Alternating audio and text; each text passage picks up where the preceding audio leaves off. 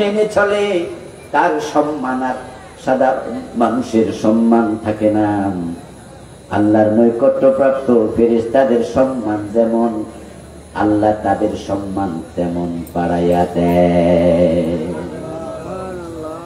কোরআন এমন কিতাব, এর সাথে কম দামি কাপড় যদি গিলাপ হয়ে লাগে, এটার দামও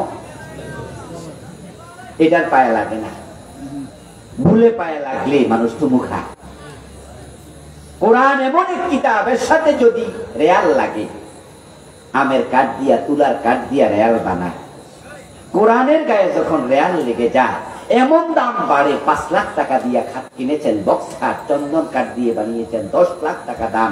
এর মাঝে বাচ্চারা দাঁড়ায়, লাখা লাপায়, খেলে, প্রস্রাব করে দেয়। কেউ চন্দন কাঠের খাটে চুমু খায় না, কিন্তু 100 টাকা দিয়া রেয়াল কিনে কোরআনের গায়ে লাগাইয়া দেন। এটা কারো পায়ে লাগবে না। বাচ্চার পায়ে যদি ভুলে লাগে, বাচ্চার মা সহ চুমু খায়। আমার প্রিয় ভাই, আমি সূরা আলাকের প্রথম 5টি আয়াত পড়েছি। সূরা আলাক হলো কোরআন মাজিদের নাজিল হওয়ার দিক থেকে 1 নাম্বার সূরা। এই সূরার প্রথম আয়াত হলো ইকরা পড়ো। আজকে যে মাদ্রাসার উদ্যোগে মাহফিল, সে মাদ্রাসার নাম হলো ইকরা মডেল মাদ্রাসা। তাদের উদ্যোগে মাহফিল। এই বিষয়গুলো আপনাদেরও একটু সহযোগিতা লাগবে, আন্তরিকতা লাগবে। 10 মিলে করি কাজ, আর জিতে না হিলার। 10-এর লাঠি 1-এর বোঝা। আল ইত্তিহাদু কুওয়া। আমাদের সন্তানদেরকে যদি কোরআনমুখী করতে পারি, যেই পরিবারে একজন আলেম থাকে, ওই পরিবারের সন্তান 3 জন 5 জন 10 জন যাই থাকুক না কেন, একজন যদি আলেম বানায় দিতে পারো, ওই পরিবারে কেউ যদি মারা যায়, জানাজার নামাজের জন্য আর হুজুর হাওলা টানা লাগে না। ঠিক না? ঠিক না? ঠিক না? ওই পরিবারে যদি কেউ মারা যায়, ওই পরিবারের উনি হবে জানাজার নামাজের ইমাম।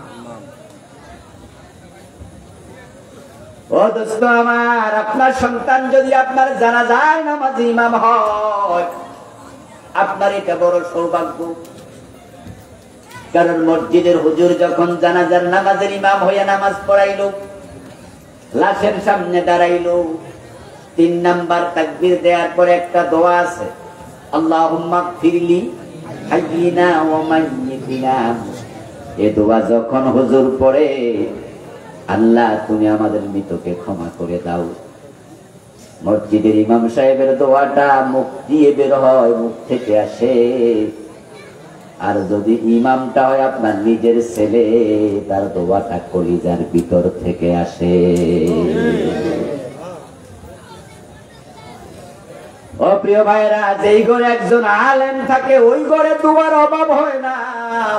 রব্বির হামহুমা কামা রাব্বায়ানি সগীরা, দোয়া সব সময় চলে। এবং যেই ঘরে একজন, যেই পরিবারে একজন সন্তান কমপক্ষে আলেম হয়, ওই পরিবারের বুড়া মুরব্বী বৃদ্ধ বয়সে আর ওল্ড হোমে, ওই বৃদ্ধ নিবাসে যাওয়া লাগে না। কোন আলেম মা বাবাকে বৃদ্ধ নিবাসে পাঠায় না। গ্রামের মানুষ এখনো হয়তো বৃদ্ধ নিবাস সম্পর্কে জানি না, জানাই ভালো। আমাদের ঢাকা শহরের চারপাশে বুড়া বুড়িদের থাকার জন্য ঘর বানাইছে। এগুলার নাম দিছে ওল্ড হোম, বৃদ্ধ নিবাস। আপনারা মাঝে মাঝে খবর টবরে দেখবেন, যে সাক্ষাৎকারে দেখবেন, পত্র পত্রিকা। আজ থেকে 30 বছর 50 বছর আগে বৃদ্ধ নিবাস বলতে এমন কোন শব্দ বাংলাদেশে কেউ জানত না। হ্যাঁ, এতিমখানা, এতিমখানার নাম শুনছেন না? এতিমখানা আমরা চিনতাম, জানতাম।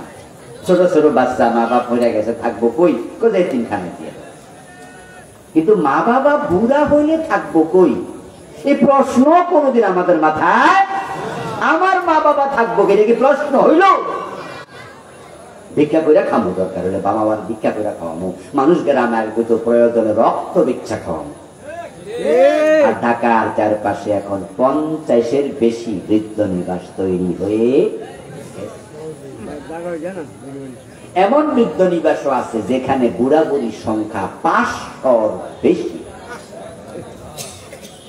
খবর নিয়ে দেখা গেছে ছেলে আছে, মেয়ে আছে, MBBS, MA pass, BA pass, ইউনিভার্সিটির প্রফেসর, ডাক্তার, ইঞ্জিনিয়ার, ঢাকা শহরে থাকে। বউ এস্টাবলিশ, ছেলে এস্টাবলিশ, ছেলে অফিসার, বউ অফিসার, ছেলে ডাক্তার, বউ ডাক্তার। এখন কয় মা বাবা বুড়া মানুষ, ওনাদেরকে ঘরে রাখতে হাসপাতালে চলে যাব ডাক্তারি করতে, অফিসে চলে যাব চাকরি করতে, দেখাশোনা কে করবে? বুড়া মানুষ টয়লেট পরিষ্কার নষ্ট কইরা ফেলবে, মাঝে মাঝে পসরা পায়খানা কইরা খাট বিছনা চাদর নষ্ট করবে। এসে বালা তার বৃদ্ধ নিবাসে পাঠায়া।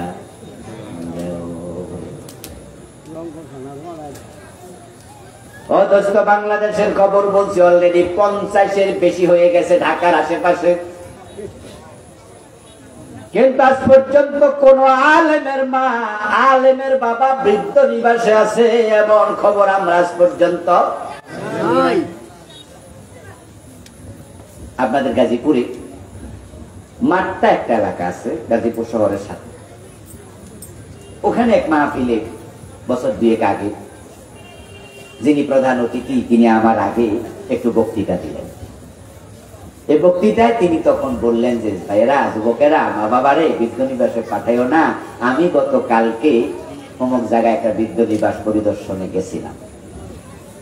বলল যে সেখানে গিয়ে দেখি বুড়া বুড়ির সংখ্যা 500-র বেশি। তা আমি একা তো এত জনলগার দেখা করতে পারবো না, সাক্ষাৎকার নিতে পারবো না, সময় কুলাবে না। আমি অনেক জনের সাক্ষাৎকার নিছি, 10 জন, 20 জন, 15 জন এরকম। সবাই বলছে ছেলে মেয়ে আছে, এস্টাবলিশড, কিন্তু আমাদের খবর নেয় না। বৃদ্ধ নিবাসে পাঠাইয়া দিছে, মাসে মাসে টাকা পাঠায়, কিন্তু আমাদের কাছে দেখতে আসে না। তারা প্রতিষ্ঠিত, এখানে আমাদেরকে টাকা দিয়ে রাখছে।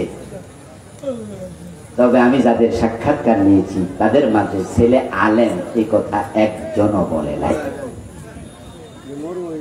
কারণ যারা কোরআন পড়ে, যারা কোরআনের কাছে থাকে, তাদের কলবের মাঝে ভয় আল্লাহ থাকে। আর যে কলবে আল্লাহর ভয় থাকে, সেই কলবওয়ালা নিজের মা বাবাকে কখনো বৃদ্ধ নিবাসে পাঠাতে পারে না। এবেতিকান্দাতে একটি চমৎকার মাদ্রাসা হয়েছে, দারুল ইকরাম মডেল মাদ্রাসায় কোরআন পড়ানো হবে। কোরআন শিখতে আপনারা যাবেন, নিজের সন্তানদেরকে পাঠাবেন। আল্লাহর কোরআন শিক্ষা করা এটা মুসলমানের জন্য নফল না ফরজ? এটা হলো আল্লাহর যত বিধান আছে সব বিধানের মাঝে 1 নাম্বার বিধান ইকরা, পড়ো। অথচ বাংলাদেশের লোকেরা এই বিধানে সবচেয়ে বেশি কাজ, সবচেয়ে বেশি। এই যে আজকের মাহফিলে আপনারা যারা আছেন, অধিকাংশ কিন্তু 5 ওয়াক্ত নামাজ। অথচ ইসলামে নামাজ এসেছে রাসূলুল্লাহ নবুয়তের জীবনের 12 বছর অতিবাহিত হওয়ার মাথা। মেরাজে প্রথম 12 বছর নামাজই ছিল। ইসলামের 5টি রকনের মাঝে গেল একটা নামাজ, দ্বিতীয় রকম যাকাত, প্রথম রকম ঈমান। যাকাত এসেছে হিজরতের 2য় বর্ষে, নবুয়তের 15 বছর যাওয়ার মাথায় প্রথম 15 বছর যাকাত ছিল না। হজ এসেছে ইসলামের বিশ্ব নবীর নবুয়তের 23 বছরের মাঝে 21তম বর্ষে 8ম হিজরিতে প্রথম 21 বছর হজ ছিল না। সমাজে হাজির অভাব নাই, নামাজি আলহামদুলিল্লাহ অনেক, এখনো মসজিদে জুমার দিন জায়গা হয় না। কিন্তু সব নামাজি, সব হাজি কোরআনওয়ালা না। এমন অসংখ্য নামাজি আছে বয়স 80, সূরা ফাতিহাটা বিশুদ্ধ পারে না। 60-70 বছর বয়স, সূরা ফাতিহাটাই বিশুদ্ধ পারে না। আর কোরআন তো পড়তে জানেই না, বুড়া হয়ে গেছে, সব দুটা অন্ধ হওয়ার পাশাপাশি একটা কবরে গেছে, আল্লাহর কোরআন দেখে দেখে পড়তে পারে না। ইসলামে যেটা 1 নাম্বার বিধান সেটা আজকে উপেক্ষিত। শুধুমাত্র আমাদের কাছে উপেক্ষিত না, রাষ্ট্র। আমাদের বাংলাদেশের দিকে তাকান, এই 53 বছর যারা দেশ চালালো, একবার 71 থেকে যত সরকার এই বছর পর্যন্ত, এখন যেটা রানিং আছে এইটা পর্যন্ত ধরেন, সব সরকার স্কুলে বাংলা শিখানো বাধ্যতামূলক, বাংলা টিচার দিয়েছে। সব সরকারের আমলে ইংরেজি শিক্ষা বাধ্যতামূলক, ইংরেজি শিক্ষক দিয়েছে। সব সরকার বিজ্ঞান শিখাচ্ছে, ভূগোল শিখাচ্ছে, ইতিহাস শিখাচ্ছে। কম্পিউটার সায়েন্স ছিল না, আমরা ছাত্র জীবনে কম্পিউটার সায়েন্স পাইনি। এখন কম্পিউটার সায়েন্স বাধ্যতামূলক করেছে। আমাদের সময় শরীর চর্চা সাবজেক্টটা ছিল না, এখন শারীরিক শিক্ষা বাধ্যতামূলক করেছে। নতুন নতুন সাবজেক্ট ঢুকাচ্ছে। 200 অঙ্ক হয়ে গেছে, 200 ইংরেজি হয়ে গেছে, 200 নাম্বার বাংলা হয়ে গেছে। কিন্তু স্কুল কলেজ বিশ্ববিদ্যালয়ে আল্লাহর কোরআন কয়শো নম্বর হয়েছে? ও দোস্ত, ক্লাস 10-এ যারা পড়ে আপনাদের বাচ্চারা খবর নেবেন। 1300, 1400, 1500 নাম্বার পরীক্ষা দিতে হয়।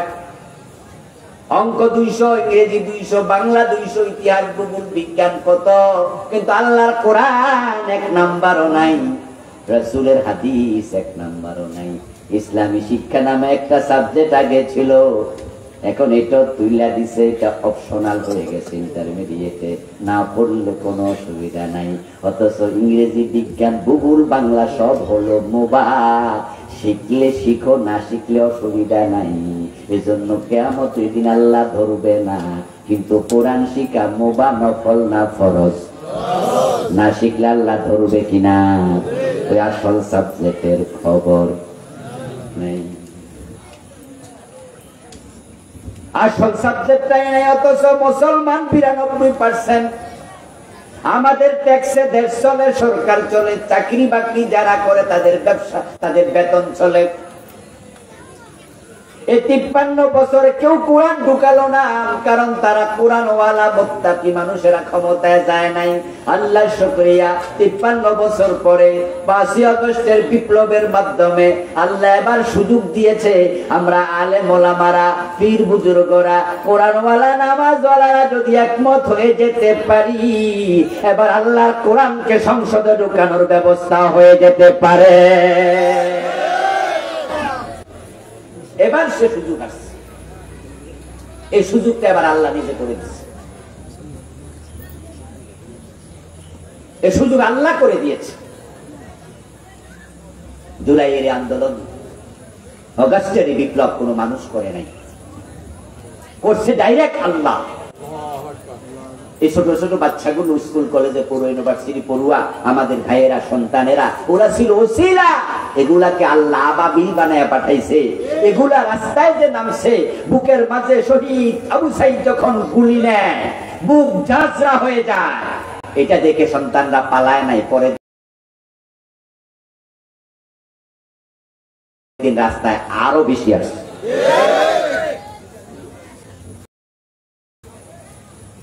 বাবা তার ছোট্ট বাচ্চাকে হাতে নিয়ে রাস্তায় চলে গেছে। 5 বছর, 7 বছর, 10 বছরের বাচ্চারা পর্যন্ত রাস্তায় নেমেছে। আমাদের মায়েরা, বোনেরা রাস্তায় নেমেছে। এই সব মানুষকে আবাবিল বানায়া রাস্তায় আল্লাহ পাঠাইয়া দিছে। কারণ বিএনপি ফেল করেছে, বিরোধী দল হিসাবে এই সরকারের কিচ্ছু করতে পারেনি। জামাত ইসলাম ফেল করেছে, বিরোধী দল হিসাবে কিচ্ছু করতে পারেনি। আমরা বরং হতাশ হয়ে গিয়েছি।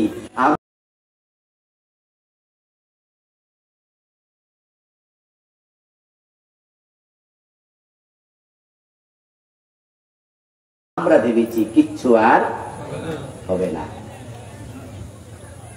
বরং পতিত স্বৈরাচারগত সরকারের একজন বড় নেতা, তিনি তো ব্যঙ্গ করে বলেছেনই, কিসের আন্দোলন, এবছর না সে বছর মানুষ বাঁচে, বলছে না। এর মানে ওনারা ভীষণ 2041 ঘোষণা করছে, 2041 সাল পর্যন্ত ওনারা থাকবে। আল্লাহ বলে না, সময় বড় কম, সময় বড় কম। কারণ যারা আল্লাহর কোরআনের বিরুদ্ধে, ইসলামের বিরুদ্ধে দাঁড়ায় যায়, আল্লাহ তাদেরকে ছাড় দেয়, কিন্তু ছেড়ে দেয় না। এবার আল্লাহ দিছে, এই বিপ্লব ঘটেছে। আল্লাহ তাআলা যখন কোন নিয়ামত জাতিকে দেয়, আল্লাহ নিয়ামত আবার কেড়ে নিয়ে যায়। এবার যেহেতু আমরা সুযোগ পেয়েছি, এই যে আমাদের আপনাদের সন্তান আফনাল জামি একরা মডেল মাদ্রাসা বানাইছে, এটার বেতন কি সরকার দেয়? আরে ভাই, বাংলাদেশে একটা হাসপাতালে যাবেন, দেখবেন যে হাসপাতালের বড় ডাক্তার থেকে সুইপার পর্যন্ত সবগুলো বেতন সরকার দিচ্ছে। একটা সরকারি কলেজ যান, সিন্ধি সরকারি কলেজের প্রিন্সিপাল থেকে জারুদার পর্যন্ত সবগুলো বেতন সরকার দিচ্ছে। প্রাইমারি স্কুলগুলোতে যান, 5 জন, 7 জন, 10 জন শিক্ষক, সবার বেতন সরকার দিচ্ছে।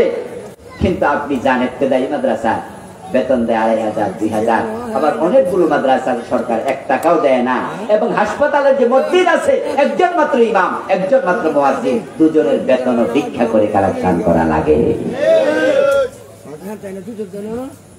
পুরা কলেজের প্রিন্সিপাল থেকে জারুদার পর্যন্ত সবার বেতন দেওয়ার টাকা আছে, ওই কলেজ মসজিদের ইমাম সাহেবেরটা অভাব। সালাম ফিরিয়া বলতে হয় মসজিদের দান বাক্সাগুলো একটু চালু করে দেন। হাসপাতালের বড় ডাক্তার থেকে ঝাড়ুদার সুইপার পর্যন্ত সবার বেতন সরকার দেয়, ওই হাসপাতাল মসজিদের ইমাম মাত্র একজন, মুয়াজ্জিন মাত্র একজন, ওই দুইজনকে ভিক্ষা করে টাকা দেয়া লাগে। মুসলমান, তোমাদের ইমাম যারা নামাজ পড়ায়, ইমাম নেতা, ওই আলেমদেরকে তোমরা যদি ছোট বানায় রাখো, তাহলে সে জাতির মাঝে গুণী আলেম জন্ম হবে। যে কোরআন শিক্ষা আমাদের জন্য ফরজ, জাতি সেই কোরআন অবহেলা করছে, যার কারণে বাংলাদেশের কোরআন আছে মসজিদের তাকে, মাদ্রাসার ভিতরে কোরআন সংসদে নাই, কোরআন গণভবনে নাই, কোরআন বঙ্গভবনে নাই, কোরআন সিলেবাসে নাই, কোরআন দিয়ে সংসদ চলে না, অর্থনীতি চলে না, সমাজনীতি চলে না।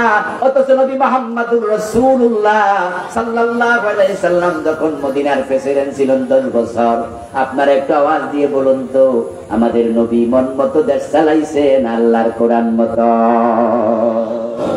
আর আমরা 53 বছর চালাচ্ছি ব্রিটিশ আইনে, আমাদের মন মতো, মন চাইলে মানি, মন চাইলে আর মানে না। অথচ আমাদের নবী কি বলেছেন? তিনি বলেছেন, আমার মেয়ে ফাতেমা যদি চুরি করে, আমি ফাতেমার হাতটাও কেটে দেব। আচ্ছা, এই যে চোর ধরে হাত কাটা আল্লাহর কোরআনের একটা বিধান, এই বিধানটা পালন করা মুসলমানের জন্য নফল না ফরজ?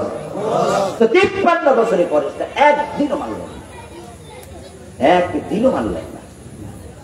টেনশন হয় না? টেনশন হয় না? আল্লাহর কাছে যাওয়া লাগবে না? আল্লাহর সামনে দাঁড়াতে হবে না? হযরত ওমর তার ছেলে আবু শাহামা মদ পান করেছে, নিজের ছেলেটাকেও ছাড়বেন নাই। কবি নজরুল চমৎকার ভাবে বলেছেন, মদ্যপানের অপরাধে প্রিয় পুত্রকে নিজ করে মেরেছ দোররা, মরেছে পুত্র তোমারই চোখের পরে। হযরত ওমর তার নিজের ছেলে আবু শাহামাকে 80 বেত্রাঘাত করলেন। এটা আল্লাহ নবীর বিধান, রাসূল বলেছে মদ খেলে 80 বেত লাগাও। এবার আপনার কাছে আমার প্রশ্ন, 53 বছরের বাংলাদেশে মদ পান করলে 80 বেত লাগাইছে কয়দিন? আমার রাসূলের এই হাদিসটা এই জমিনে একদিনও মানা হয় নাই। এই জন্য কি আপনার টেনশন হয় না? আখিরাতে আল্লাহর সামনে বুঝি জবাব দেয়া লাগবে না?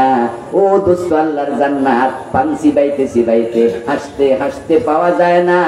এই জান্নাত পাওয়ার জন্য আপনাকে কিছু শ্রম, কিছু ত্যাগ তিতিক্ষা স্বীকার করতে হবে। আল্লাহর জমিনে আল্লাহর কোরআনের আইন কায়েমের জন্য চেষ্টা যারা করবা না, আখিরাতে তোমাদের আল্লাহর আদালতের আসামি হওয়া লাগবে। আল্লাহর আদালতে আসামি হতে হবে আপনাকে। আমি আজকে রেওয়াজ করেছি আর কালকে কোরআন কায়েম হয়ে যাবে, মানুষ কোরআন শিখে ফেলবে, তা না। কিন্তু আমরা স্বপ্ন দেখি, আমরা চেষ্টা করি যে আল্লাহর কোরআন মানুষ মানবে ব্যক্তি জীবনে, কোরআন মানবে পারিবারিক জীবনে, কোরআন মানুষ মানবে রাষ্ট্রীয় জীবনে। কোরআন সবাই যখন মেনে চলবে, তখন রাষ্ট্রে ইসলাম মানা সহজ হয়ে যাবে। তখন চুরি ডাকাতি হানাহানি থাকবে না।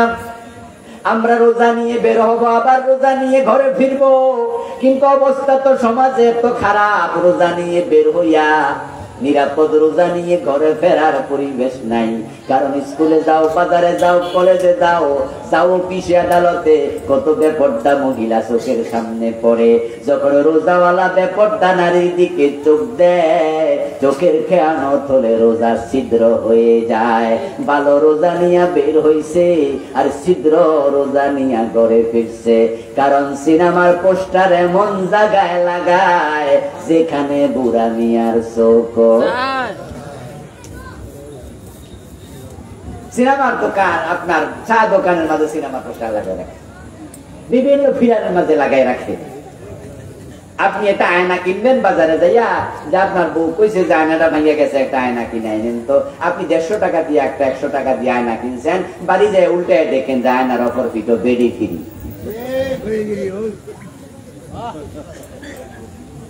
আসেনি ভাই? আছে। আচ্ছা, এখানে আমরা যারা আয়না কিনি, ওই যে একটা মহিলার ছবি দিছে, এজন্য কি 5 টাকা বেশি দিছে? কয় টাকা বেশি দিচ্ছেন? তাহলে বিনা কারণে শয়তানি করতেছে। বেপর্দা বেহায়াপনা কোথায় গিয়ে থেমেছে? আপনি তো বেপর্দা হতে চান, নিয়ে মহিলা কিনতে যান না, আপনার হাতে মাগনা তুলে দিছে। আপনি সিনেমা দেখতে হলে যান না, সিনেমার পোস্টার শোকের সামনে ঝুলাইয়া দিছে। আপনি পর্দা করেন, বউ করে, মা করে, আপনার মেয়ে করে, কিন্তু রাস্তায় বের হলে পরিবেশের কারণে আপনার 100% পর্দা করতে পারছেন না। এবারই বলুন তো, 100% ইসলাম মানার জন্য ইসলামী পরিবেশ দরকার আছে না নাই? এখন এই জমিনে ইসলামী পরিবেশের জন্য আপনি কি করলেন, আল্লাহ বুঝি হিসাব নেবেন না? যে কোরআন আল্লাহ জমিনে পাঠাইয়া 1 নম্বরে বললো একরা পড়ো, সে কোরআন পড়ার ব্যাপারে আপনার খবর কি? আজকের মাহফিলে শ্রোতাদের মাঝে কোরআন পড়তে পারে না এমন 2-4 জন শ্রোতা আছে কিনা? আমি দোস্ত আপনাকে বলছি, যদি কোরআন না শিখে আপনি মরেন, আপনি রাসূলের সুপারিশ পাওয়া দূরের কথা, বরং রাসূলুল্লাহ নিজে আপনার বিরুদ্ধে আল্লাহর আদালতে মামলা দেবেন। রাসূল হবেন বাদী, আপনি হবেন আসামি। আমরা তো সবাই রাসূলের শাফাআতের জন্য বসে আছি, রাসূল সুপারিশ করবে, এই ওয়াজ শুনলে আমরা মুস্কি হাসি দিই, মনে মনে ভাবি যাক উম্মত হিসেবে আমার সৌভাগ্য, আমি যদি আমল কমও করি রাসূল তো আছে। এই জন্য দোতরাজ বাজায়া গানও গায়, আছেন আমার মুক্তার, আছেন আমার ফেরেশতা, সেই বিচারের হাইকোর্টেতে তিনি আমায় করবেন পার। বাহ, কি গান বানাইছে গো! ও প্রিয় ভাই, রাসূলুল্লাহ সুপারিশ করবে, হাদিসে আছে, কিন্তু সুপারিশ আপনার জন্য নয়। রাসূলুল্লাহর শাফাআতের কথা আছে হাদিসে, আর নবী মুহাম্মদ মামলা দেবে কথা আছে কোরআনে। দলিল হিসাবে শক্ত কোনটা? কোরআন। হাদিস না কোরআন? কোরআন। হাদিসে আছে রাসূল সুপারিশকারী, আর কোরআনে আছে রাসূল কিছু উম্মতের বিরুদ্ধে হবেন মামলাকারী। কাদের বিরুদ্ধে মামলা করবেন? আল্লাহ বলছেন, ওয়াকালার রাসূলু ইয়া রাব্বি ইন্না কওমি ইত্তাখাযু হাযাল কুরআনা মাহজুরা। কিয়ামতের দিন আমার রাসূল বলবেন, ও আল্লাহ, আমার উম্মত অমুক অমুক অমুক আমার রেখে আসা কোরআন পরিত্যাগ করেছে, এ কোরআন পড়ে নাই, এ কোরআন মানে নাই, আমি নবী তার বিরুদ্ধে মামলা দিলাম, তুমি বিচার করো। আপনারা যারা কোরআন না শিখে বসে আছেন, রাসূলুল্লাহর মামলার আসামি আপনি হবেন। মনে মনে ভাবতেছেন, এই হুজুরের ওয়াজ আইয়া তো বিপদে পড়লাম, লিখতেছে নামাজ কালাম পড়ে হাসতে হাসতে জান্নাতে চলে যাবো। আমাদের পীর সাহেব হুজুর বলছে, জিকির করো সুবহানাল্লাহ সুবহানাল্লাহ আলহামদুলিল্লাহ আল্লাহু আকবার, সকালে 100 বার, বিকালে 100 বার। হাদিসে আছে, যে ব্যক্তি জিহ্বাকে জিকির দ্বারা সিক্ত রাখবে, সে হাসতে হাসতে জান্নাতে যাবে। এই জন্য তো আমি 100 দানার তাসবিহ এখন 1000 দানায় লম্বা বানাইছি, শুধু জিকির করতেছি। আর এই হুজুর কয় কোরআন না পড়লে মামলা খাওয়া লাগবে। কয় কি রে, ও দোস্ত শুনুন, সকাল বিকাল জিকির করা নফল, আর কোরআন পড়া কি নফল না ফরজ? গুরুত্ব কোনটার বেশি? আপনি ফরজ ছাড়া নফল ধরলেন, কি করলেন কামটা? এর মানে আপনার লুঙ্গি নাই, পাগড়ি আছে, মাথার মাঝে কি আছে, কিন্তু তলায় কি নাই। লুঙ্গি ছাড়া পাগড়ি 40 হাত লম্বা করলে নামাজ হইব, কারণ পাগড়ি হলো সুন্নাত আর লুঙ্গি হলো ফরজ। বুঝতে হবে আপনাকে ইসলাম কনসেপ্ট। কোরআন আপনাকে পড়তেই হবে। আর যে সমস্ত বাবারা সন্তানকে কোরআন শিখান নাই, সন্তানের মামলার আসামি হওয়ার জন্য রেডি থাকেন, হাসরের দিন সন্তান বলবে, আল্লাহ আমাকে কোরআন মুখী করা আমার মা বাবার দায়িত্ব ছিল, তারা কোরআন মুখী করে নাই। এই জন্য সন্তানকে কোরআন শিখান। যারা কোরআন পড়তে পারেন তারা খুশি হয়ে বাড়ি যাবেন না যে আমি তো বাচ্চা গেলাম। কোরআন কি পড়া পর্যন্ত শেষ না বুঝা লাগবে? ইয়েস, আপনাকে কোরআন বুঝতে হবে। পড়া যেমন ফরজ, বুঝাটাও ফরজ। আফালা ইয়াতাদাব্বারুনা আল কোরআন আম আলা কুলুবিন আকফালুহা। আল্লাহ বলে তারা কোরআন কি বোঝে না, পড়ে না, গবেষণা করে না? তাদের কলবে কি কেউ তালা লাগাইয়া দিছে? কোরআন তো কোনো মন্ত্র নয়।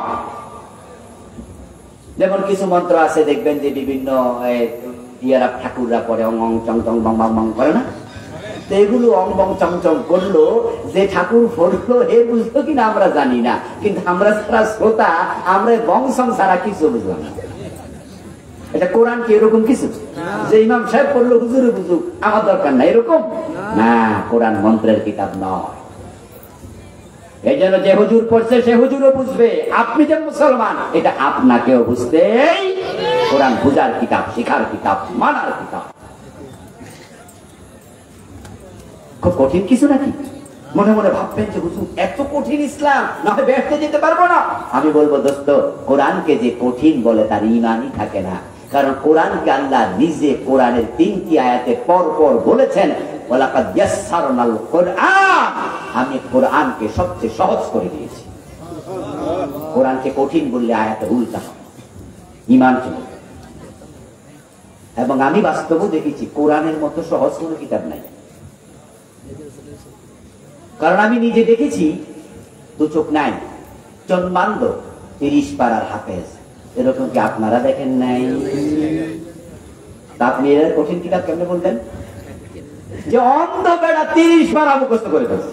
শুধু হাফেজ না, টেলিভিশনে প্রতিযোগিতা করে রমাদানে হাফেজেরা, তার মাঝে অন্ধ হাফেজ 1 নাম্বার হয়ে গেছে। এমন ঘটনা বাংলাদেশে আছে না নাই? বেড়া চোখ ফলাতে ভিতরে ফেলে। আচ্ছা, মাত্র 3 বছর, 5 বছর, 7 বছর বয়সে হাফেজ, এমন ঘটনা আছে কিনা? নিজের নাম কইতে পারে না ভালো করে, বেড়াও হাফেজ। আমি পাইছি একটা তোতলা, নাম জিজ্ঞেসে কইতে পারে না। তোতলামি করতে করতে করতে করতে আমরা তো আশ্চর্য। বাংলা ভিশন নামে একটা টেলিভিশন আছে, ওটার ইসলামী প্রতিযোগিতায় গেলাম। সেখানে হাফেজের প্রতিযোগিতা পেল, আজ শুনলাম, মুগ্ধ হলাম। এক পর্যায়ে প্রতিযোগিতা শেষ করে যিনি প্রোগ্রামের পরিচালক তিনি মাইক হাতে নিয়ে বললেন যে আপনারা যারা মেহমান আছেন, বিচারক আছেন, দয়া করে আপনারা একটু আপনাদের চেয়ারে বসে থাকেন, একটা সারপ্রাইজ আছে। তো আমরা তো অপেক্ষা করছি কি সারপ্রাইজ। এর মাঝে তিনি একজন ছাত্রের নাম ধরে ডাকলেন, এই অমুক তুমি একটু আসো।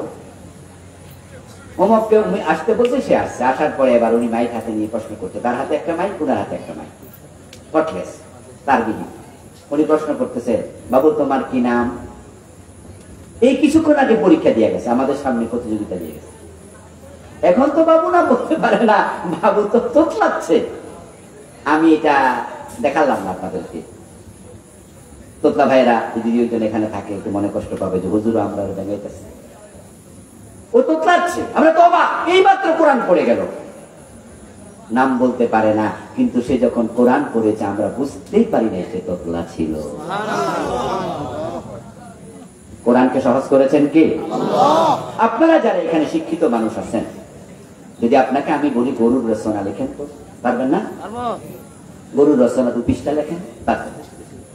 আচ্ছা, আপনার লেখা রচনা আপনার হাত থেকে কাগজটা নিয়ে যদি আমি এবার বলি প্রথম থেকে শেষ পর্যন্ত হুবহু করেন, মুখস্থ হুবহু করতে পারবেন? কেউ পারবেন না, একজনও পারবেন। দেখবেন যে আগেরটা পরে গেছে, পরেরটা আগে গেছে। যা লিখছেন কিছু বাদ দিচ্ছেন, নতুন কিছু ঢুকাইছেন। নিজের লেখা কবিতা নিজে মুখস্থ পারা কঠিন হয়। নিজের লেখা বই নিজে মুখস্থ কোন লেখক পারে না, কিন্তু 30 পারা কোরআন এমন ভাবে তারাবির নামাজে পড়ে, এটা জের জবর হেরফের হয় না, হইলে পিছন থেকে লোকমা শুরু হয়ে যায়। সুবহানাল্লাহ। কোরআনকে সহজ করছে কে? আল্লাহ। তামাম পৃথিবীতে কোরআনের লাখ লাখ হাফেজ আছে। তাওরাত, ইনজিল, জাবুর, গীতা, উপনিষদ, রামায়ণ, মহাভারত, ত্রিপিটকের একজন হাফেজও নাই। যে কোরআন অন্ধ হাফেজ হয়, 5 বছরের বাচ্চা হাফেজ হয়, মাত্র 28 দিন 30 দিনে 30 পারা মুখস্থ করছে, এমন ঘটনা বাংলাদেশেও আছে। আপনাদের নরসিংদী জামিয়া কাসেমিয়া মাদ্রাসার মুহাদ্দিস শাইখুল হাদিস আল্লামা কাজী ইব্রাহিম হাফেজাহুল্লাহ বেঁচে আছেন। উনি কোরআন 30 পারা মাত্র 36 দিনে মুখস্থ করেছেন। সুবহানাল্লাহ। কোরআন নিজের মুখে কথা। যদি 30 দিনে 30 পারা মুখস্থ করতে পারে, আরো কম দিনে করছে, আমি 28 দিনের হাফেজ পাইছি, 28 দিনে 30 পারা মুখস্থ। আর আপনার বয়স 30, 40, 50, আপনি দেখা দেখা করতে পারেন না, রাসূল মামলা দেবে, আপনি আসামি হবেন না? এই জন্য আজকে সিদ্ধান্ত নিয়ে বাড়ি যান যে আরে কই কি, তাহলে আমি এটা ছাড়বো না, বয়স হয়ে গেছে তো, চোখে দেখেন না, কষ্ট হবে, মুখে জড়তা, দাঁত পড়ে গেছে, হা বলতে পারবেন না, দাঁতের ফাঁক দিয়ে বেরোয় যাবে, হুজুর এখন কি করি? রাসূল বলছে যে ব্যক্তি কোরআন তেলাওয়াত করবে,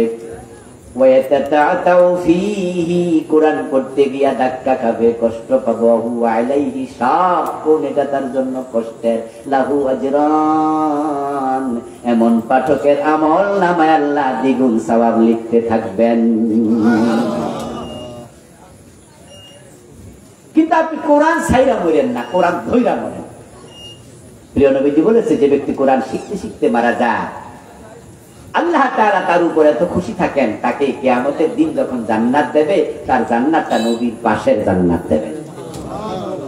আসলে আজকের এই মাহফিল থেকে আমরা দীক্ষা নেই, শিক্ষা নেই, কোরআনমুখী হই। দারুল ইসলাম মডেল মাদ্রাসা, আপনাদের এলাকার মাদ্রাসা, নিজের সন্তানকে মাদ্রাসায় দিন, আলেম বানান, আমাদের আফফান আল জামিকে সহযোগিতা করুন, এটা বড় মাদ্রাসা হয়ে যাক, এই মাদ্রাসা হয়ে যাক বাংলাদেশের অন্যতম সেরা মাদ্রাসা। আল্লাহ যেন সেই মানে কবুল করে, বলেন আমিন। বুদ্ধি দেবেন, অর্থ দেবেন, পরামর্শ দিবেন, ছাত্র দেবেন। ছাত্র যদি জাগির থাকা লাগে, লজিং থাকা লাগে, নিজের বাড়িতে জাগির রাখবেন। 10 মিলে করি কাজ, হাত দিতে না হিলাজ। আমরা চেষ্টা শুরু করে দেই। জামে আকাশমিয়া গাবতলী যেদিন হয়, তখন কিন্তু আজকের মতো এত বিখ্যাত ছিল না, ছোট্টই ছিল, কিন্তু এটা এখন বিশাল হয়েছে। আল্লাহ যদি কবুল করে, এটাও বিশাল হতে পারে, ঠিক না? এই জন্য আপনারা ভূমিকা রাখতে রাজি আছেন তো ইনশাআল্লাহ? আল্লাহ তৌফিক দাও, বলেন আমিন। হাদা মা ইনদি ওয়াল ইলমু ইনদাল্লাহ, আলাইহি তাওয়াক্কালতু ওয়া ইলাইহি উনীব। প্রিয় ভাইরা, আমরা দোয়া করে